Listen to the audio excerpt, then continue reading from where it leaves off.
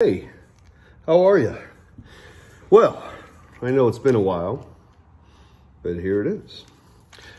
And if I could change this serial number to bully or bitch, I would, because she has been both. She has been a bully and she has been a bitch. This thing has just, it's been a tough one. And you can see that I still have to take a little bit here off of the mount because I moved the mount back. But check this out. Look how centered that dot is.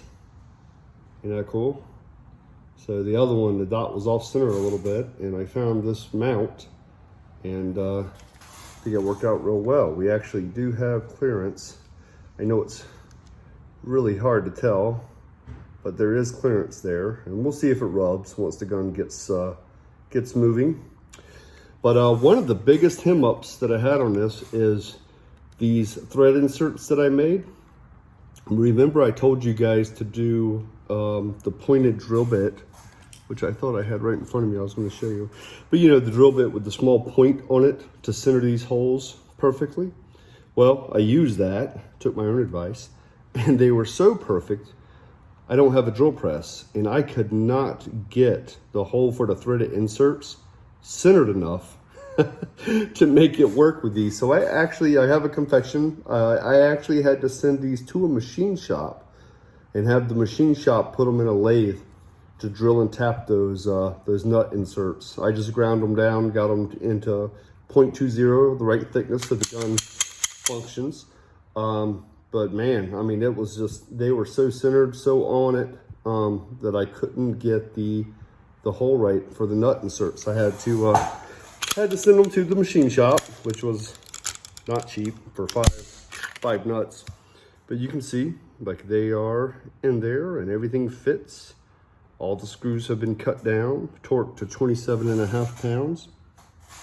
So I did find out last time that I did not have to take this mount off, like, ever. The whole time I had the gun that Rob has now, I never had to take this off. So I will probably go ahead and blue Loctite and not just leave them torqued. Although just torqued, they did fine. They never came loose on Rob's gun at all through all the rounds that I put through it, and I think all the rounds that he put through it. He did change to this mount, which I don't know if his dot's centered. I had to do quite a bit of work on this thickness, and I had to take some off in here to get the slide clearance to get it moved over and centered over the slide. But here we are. So that is the update, and that's what's been taking me so long, is basically just waiting on the machine shop. But they are in, and the mount is on, and I'm gonna do a little bit of grinding right here because I want it to mount as far back as it can. And it was, I don't know if you can see that. It's just a little bit off, just keeping that from locking all the way up. So I'm gonna take that off. But the next thing after that is I'm going to go ahead and Loctite the comp on and get that centered exactly where it's supposed to be. Sorry, this wasn't down here. Then I'm going to do the trigger adjustments and get that all locked into place and Loctite it. Then the last thing I have to do is figure out what I'm going to do here.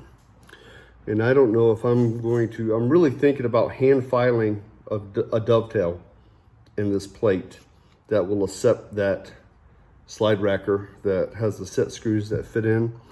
I'm not 100% sure exactly what I am going to do. I know I want to use this plate because I want it to come on and off. I might do the dovetail up here, or I might do it back here where the original screws are. Or if I can make something that looks decent enough that'll bolt down to these screws, that would be really what I want to do, but I don't want it to look janky, you know. This gun, as you can see, ended up looking relatively nice. So I really don't want to hanky it up with anything, you know, weird. But anyway, that's our update for now. I'm going to do this real quick, and then I'm going to start messing with this, get everything put together. I'll make another video when I get the trigger and everything set, and hopefully we'll be test firing within the next few weeks.